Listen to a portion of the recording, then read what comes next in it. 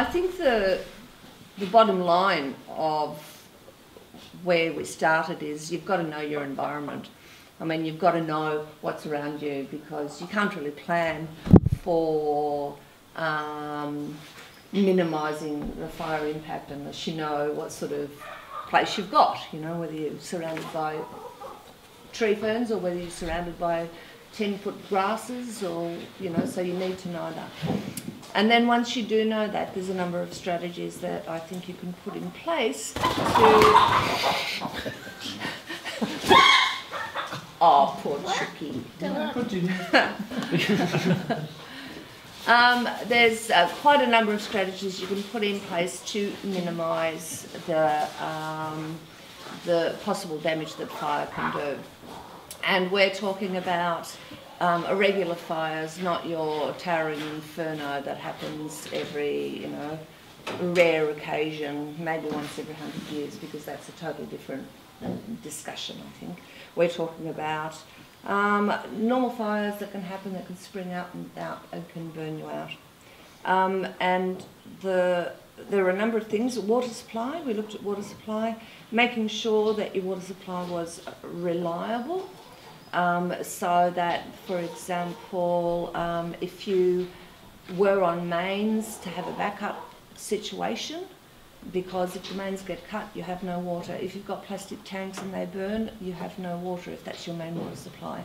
If you've got a river next to you and you've got fire pumps and your connections are a rubber or a meltable substance, then your fire pumps aren't going to work. So having a look at all of that infrastructure as far as your water supply goes, and making sure that it is as fire resistant and sensible as possible, having your pipes underground.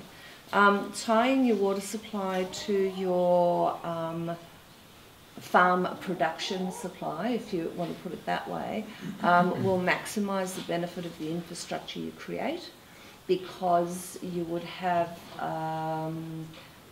watering needs for your garden or for whatever. So if you're going to have a system where you install some sprinklers, for example, that water your garden, position them in a place that will also maximise the benefit. If you get a fire coming from a direction, you just turn them on, and it will also help in that situation, especially if they're closer to the house. All of that is dependent on planning, I think. Anything else I've forgotten about water supply? Also, we talked about keeping everything green around your house as well. Oh, yes. Yes, we did. Oh, yeah, well, that's microclimate, yes. I think. Yeah. Creating a microclimate around your area, and one that it wants to join in, essentially.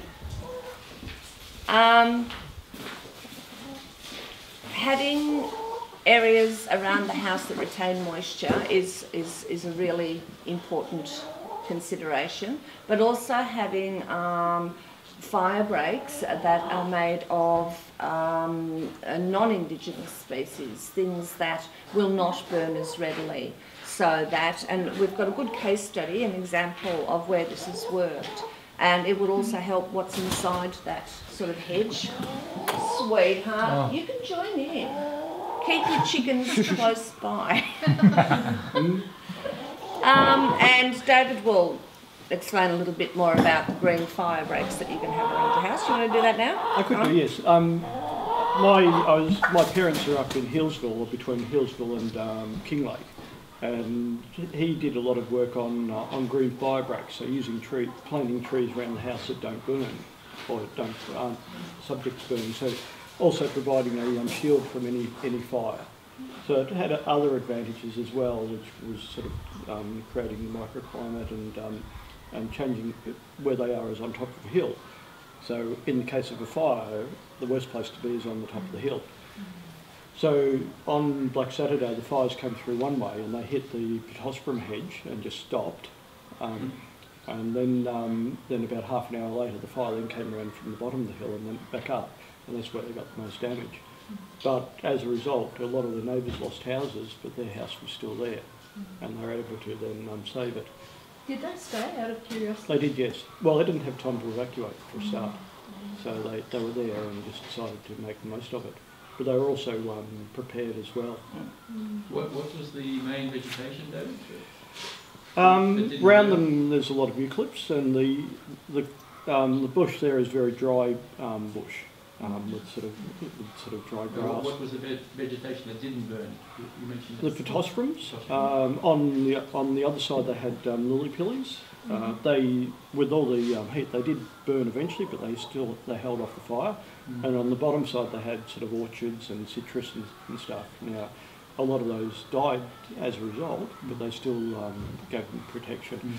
And when I went up there when the fires were still going to help put a lot of the stuff out, and what was noticeable is the trees that were sitting up. You could see where the heat had come across the top of the house and singed all the tops of the trees.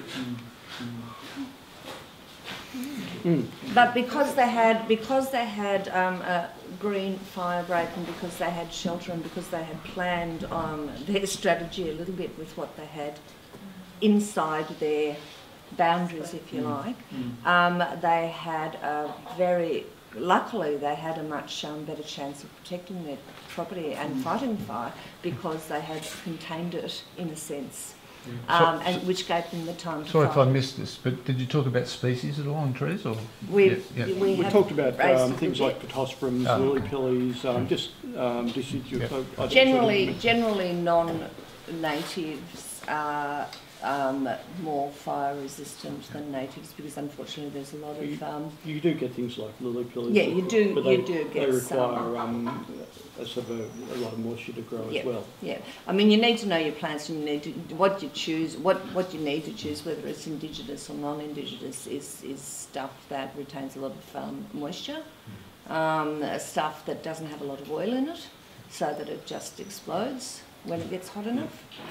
So you make sort of plant choices along those lines. And also in the middle of their property they do have an area of the native bush as well. They're on 3 acres. So they have a block of bush. That burnt, but not so intense. I think that we were reflecting on the three of them, drought, fire and flood, and we were thinking flood was the one catastrophe